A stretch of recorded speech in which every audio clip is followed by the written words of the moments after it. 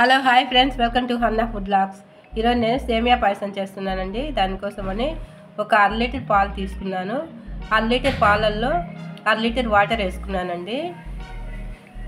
పాలు మరుగుతూ ఉన్నప్పుడు మనము డ్రై ఫ్రూట్స్ వేయించుకుందామండి. ముందుగా 2 స్పూన్ల నెయ్యి వేసుకొని దాంట్లో జీడిపప్పు కిస్మిస్ వేయించుకున్నానండి. పక్కన పెట్టేసుకొని అదే ప్యాన్లో 1 కప్పు సేమియా వేయించుకుంటున్నానండి.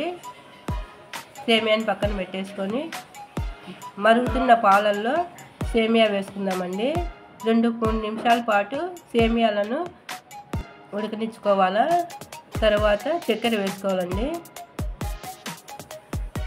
1 నిమిషం పాటు ఉన్నిచ్చి స్టవ్ ఆఫ్ చేసుకొని మనం ముందుగా వేయించుకున్న డ్రై ఫ్రూట్స్ను అందులో వేసేసుకోవాలండి. సేమియాలో పాయసంలో ఎంతో టేస్ట్గా ఉంటుందండి.